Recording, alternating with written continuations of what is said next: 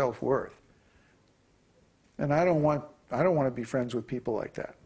I want to be friends with the other kind of people. People who really care about quality of their relationships.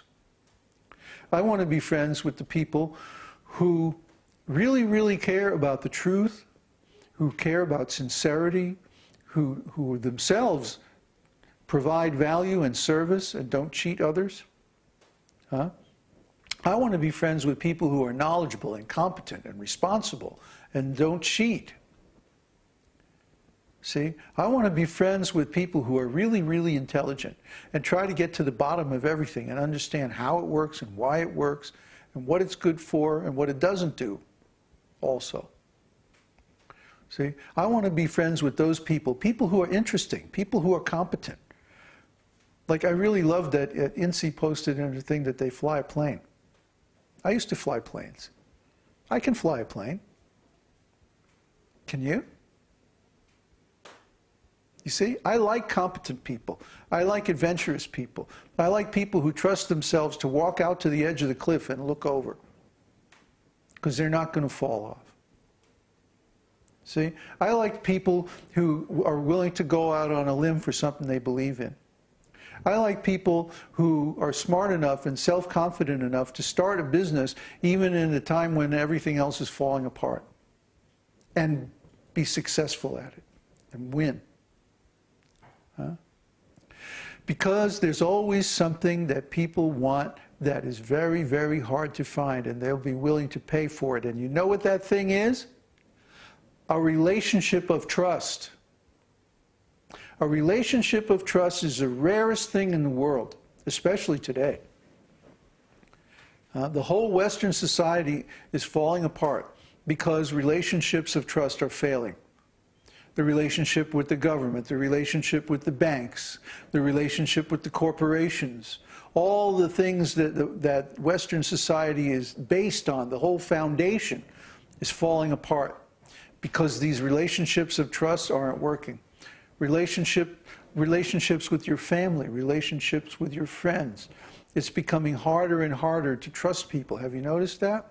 Over time. There's so much communication of lies. Huh?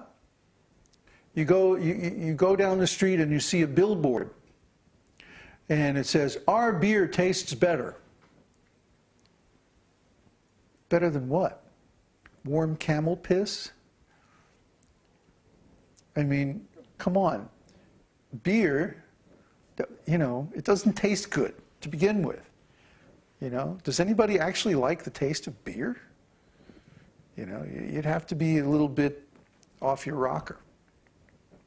And then, better than what?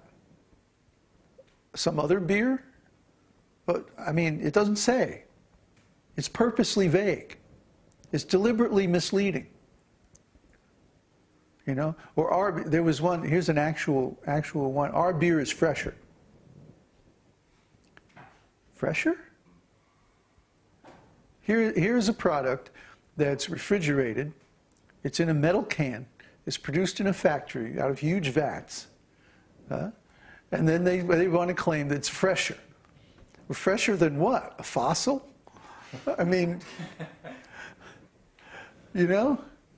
It's like the most artificial, most mass-produced thing that you can imagine, and they're claiming it's fresh.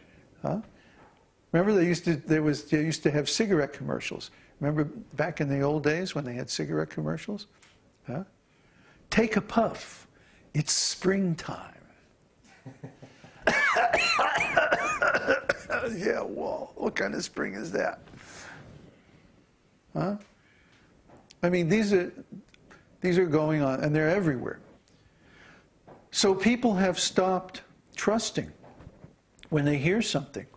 They have been conditioned to hearing all these lies, all these untruthful statements, these advertising statements. Huh? Nobody believes them anymore, but nobody believes anything anymore. Everyone has become untrusting because the whole society has become permeated with this nonsense. So we've lost our ability to trust.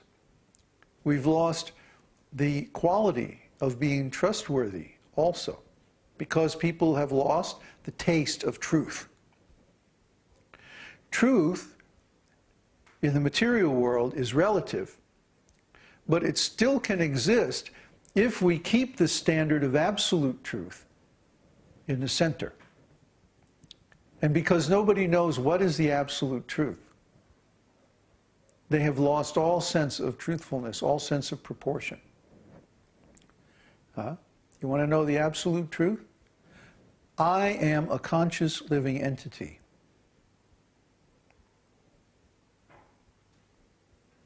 If that statement is ever untrue, then nothing else matters. Do you understand? If I am not conscious, if I am not living, or if I am not an entity, if any of that statement is ever falsified, then nothing else matters anyway, because I don't exist. Or if I do exist, I'm unconscious, so who cares? You see? So actually, everybody knows at least one absolute truth. I am a conscious living entity. Everybody knows that. Or they should. If they take the care to examine their assumptions about life, about existence, about language, which you should do. If you at all care about the truth, or about knowledge, or knowingness,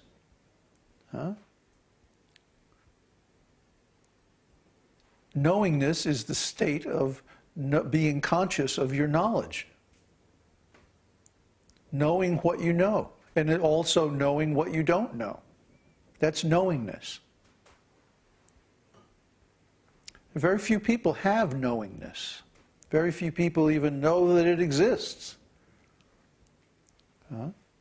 This is a big problem. So we want to restore this absolute truth to people's awareness so that they have knowingness and other qualities derived from it. So they have the taste of truth, so they know when they hear truth and they know when they hear untruth. What's happening now is that the truth is getting so much obscured that people are losing, probably forever, the ability to discern what is true and what is not true. So if they lose their taste for truth, they can't determine whether they're being cheated or not. Consequently, they enter into all kinds of false relationships. They get cheated again and again, and then they become completely negative and cynical. This is going on. So, and then if the spiritual, so-called spiritual teachers and people like that also engage in this kind of untruth, changing the definitions of words, offering a partial product instead of the full thing, trying to teach something that they haven't understood or realized themselves, then what's the hope of human society ever recovering from this ontological crisis that it's in? Try to understand what we're going through now, everything, the crashing of the businesses, you know, not to even bring up the environmental problems and all of that. This is all due to an ontological crisis. We don't realize where we are. We're living on this planet, and it has limited resources. But people continue to act as if we have unlimited resources.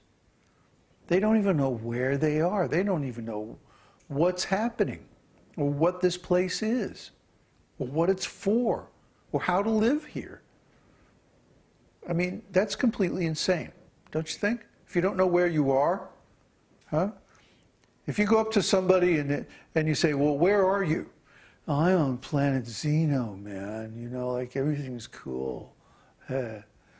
We can use all the oil we want and it's never going to run out. You'd say, well, this guy's nuts. But this is where the businesses are. This is where the governments are. They're acting as if it's never going to run out. And they're basing all kinds of economic and political and social and even military policies and strategies on this assumption. But guess what? It is going to run out. Guess what? It's already running out. And so many other things. We could go on and on for hours about all the false assumptions, all the wrong understandings, all of the deliberate lies in society. But these lies are like poison. We talk about, in our book, Search for the Absolute Truth, we talk about truth as nourishment for the intelligence. And that the absolute truth is the most nourishing kind of truth because it gives perfect intelligence. You see? So if people are deprived of the truth, their intelligence becomes malnourished and it becomes deformed, weak.